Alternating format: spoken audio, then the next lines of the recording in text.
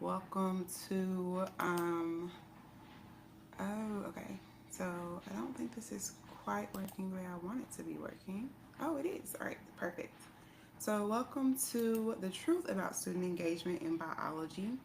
Um, we are chatting today about how to get your students engaged, actually engaged. A lot of times, what I see happen is that we have these conversations about student engagement, but they're not about the right thing.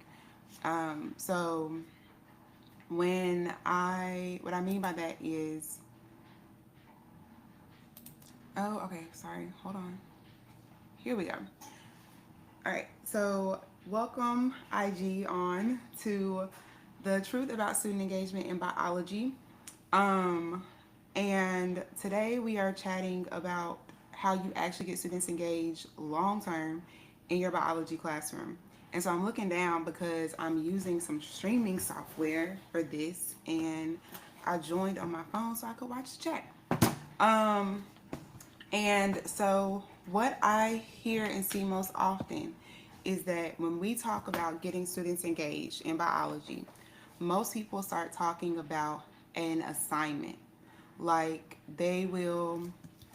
um, they will discuss like you need like a good hook for your lesson. So like when it comes to genetics, a lot of times people are like, oh, you sickle cell anemia, and or we talk about connecting it with students' lived experiences, and all of that is really important and it matters for student engagement, but it misses a underlying part that is so necessary to actually get kids engaged in science and doing biology. Before the hook matters, before the phenomenon matters, the kids have to feel safe in your classroom making mistakes. Hello, hello, God's property, and Diane B. Welcome, welcome. Um, so before kids are gonna actually like engage and truly tap in to your biology classroom, and into your lesson, it doesn't matter how good the hook is. If your students don't feel confident that they can be successful, if your students don't feel safe making mistakes in your classroom, the hook, the phenomenon, it doesn't matter. And that gets missed in so many of these conversations about student engagement. um, all we talk about is either like make your lesson more engaging, or they'll say like build your relationships with students without ever actually telling us how to do either. But the reason why they can't tell us how to do either one is is because of they like people aren't thinking about that underlying layer. And so if you actually want to have a classroom where students engage, where they are willing to engage in that productive struggle that we all like to talk about so much. And if you have any questions, please feel free to pop them in the comments. Um, and if you are not already on my newsletter, where I send out instructional strategy, support, and encouragement, if you comment community, it should DM you a link to join. And if it doesn't, let me know and I'll send you the link after. Um, but before any of those hooks or phenomena matter, you have to make kids feel safe. So, what does it look like in the biology classroom? Well, first, we need to understand what students' past experiences with biology have been, or not necessarily biology specifically, but with science have been. So, a lot of kids have had negative experiences with science. They don't like it. They feel like they can't be good at it. They've had teachers that were not the most accommodating or kind. Unfortunately, that is a reality of what many people experience in their science classes. So if a kid, and I primarily teach high school, so I'm coming at it from that context.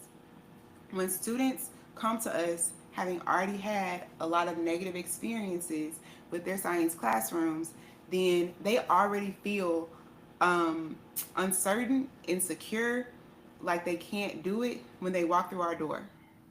And so, if our goal is to help kids learn biology, we have to address that underlying fear. And so, we do this with by giving kids quick wins, and by doing activities that aren't tied to a grade but help to build students' confidence up. So, an activity I do with my class is called how many snails is too many snails, and there's a bunch of different iterations of it. There's also a version called how many parrots is too many parrots, and how many owls is too many owls. And in that lesson, we are kind of going through the scientific practices. So it's not tied to any specific learning target or standard. It's just about learning how to ask questions, thinking about the context, making inferences, that sort of thing. All things that are skills kids need to be successful in bio, but but that we can shore up and strengthen. And over the course of that lesson, as we're going through these different scientific practices and skills, I'm reinforcing, oh, like this was, you thought this was this. They're like, because they're laughing. It's a fun activity. Like we're coming up with out of this world scenarios, and they're explaining to me like how they're justifying their answer.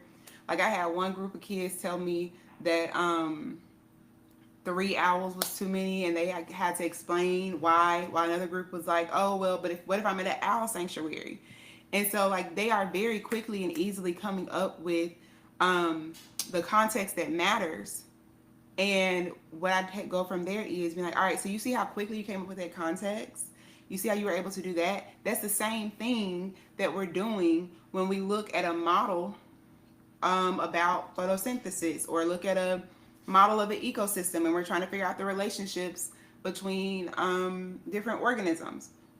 It's the same thing you just did. It's just in a different context. So if you were, I just watched all of y'all do this activity successfully. And because you were able to do that activity successfully, what that tells me is you are perfectly capable of being successful in this class. And I know it sounds like corny, and it's like, okay, but do the kids buy it? Like kinda, not really, especially since I mostly am doing it at the beginning of the year. But what happens is over time, as they get more quick wins in the class, they start to realize that I'm right, and that they are building up their skills. They start to realize like, oh wait, I really can do this. And the more that you build up their confidence, now your phenomenon matters. Because as they get more confident, when you have a good hook, that is what gets them to try. But if they haven't reached that base level of, I'm not going to be embarrassed if I try, then it doesn't matter how interesting your lesson is, it's still not going to engage them. And so like these things that we get told about student engagement in our biology classes, most of them are just a band-aid. Like making it fun. We can make stuff fun, don't get me wrong. I am not against having fun lessons, because I too don't want to be bored. I tell my students that all the time. But at the same time, it's not always going to be fun. That's just the nature of learning biology. It's the nature of learning anything, really. There's going to be parts where it's hard, where it's tough, where it's a little boring, because we got to get some of that vocabulary in too, right? And so like if you are relying on your activity being fun to keep your students engaged, then when it gets time to really dive deep in vocab, when it gets time to really have them practice protein synthesis, which we all know a lot of kids don't particularly enjoy, when it gets time to do allele frequencies, you're going to lose them, because it's not going to be fun. And that goes back again to building up that base level of student confidence.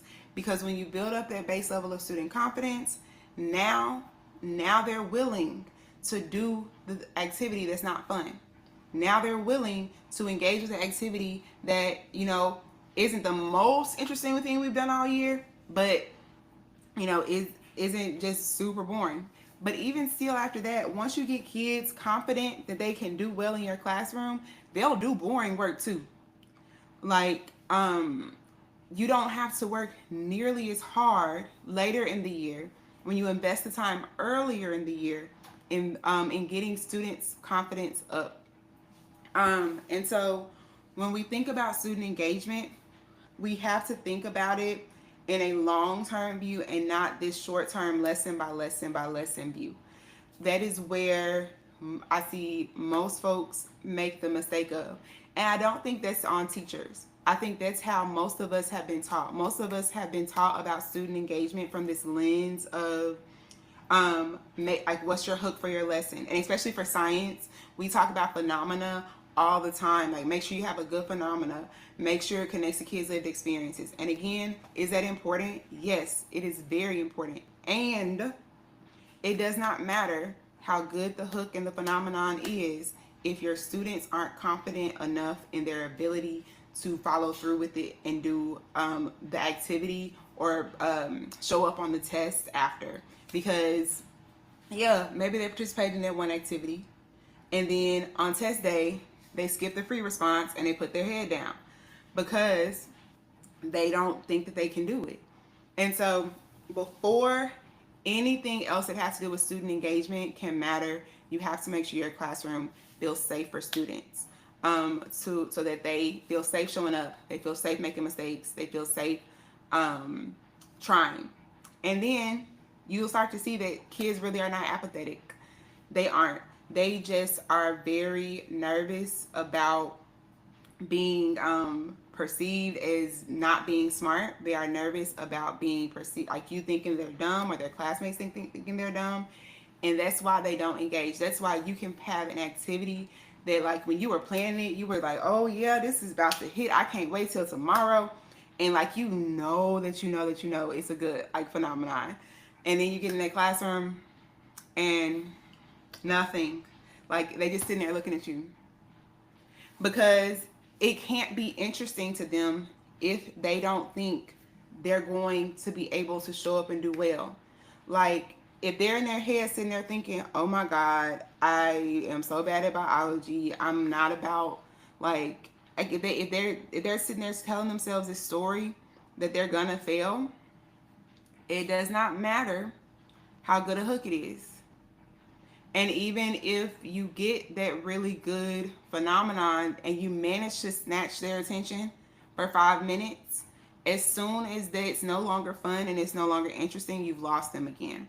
And so before you care about your phenomenon or your hook, and I'm going to say this, before you care about a resource, before you care about a curriculum, if your students don't feel like they can be successful in your classroom, none of it matters. It does not matter which one you're using because they're not going to tap in regardless. And so the very basic foundational work that we have to do in our classrooms in order to help students be successful is help them believe they can be successful. And once you've helped them believe they can be successful, that's when you will start to see student engagement rise. And it will rise without you having to pretend that you are a Cirque du Soleil performer, okay? It will rise without you having to tie everything to basketball and football and gymnastics. Engagement will go up even when you have students write an essay, okay? And I'm telling you this from experience. I have had kids walk in my classroom in August, and when I asked them to write 3 sentences, look at me sideways and refuse to do it. And then by November, write me a full essay without complaining, and then tell me it was easy. And it all ties back to that base level of confidence.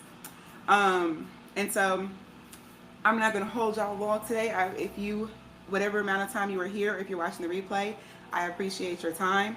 If you are a biology teacher and you would like some more support, I have a newsletter where I send out instructional strategy, support, and encouragement, just like what we did today. You can comment community, and it should DM you the link, but if it doesn't, let me know and I will send it to you. And if you want to try out that activity I mentioned about how many snails is too many snails, or a test anxiety activity with your class, and maybe my next live will be on test anxiety because it's a huge thing I don't think we talk about enough, that is available for purchase in my bio as well. Yeah, so if you have any questions, please feel free, especially for the replay, feel free to drop them in the comments, and I'll make sure I come back and answer them. I think I'm out of frame, my bad. And thank y'all for being here. Have a great one. See y'all later.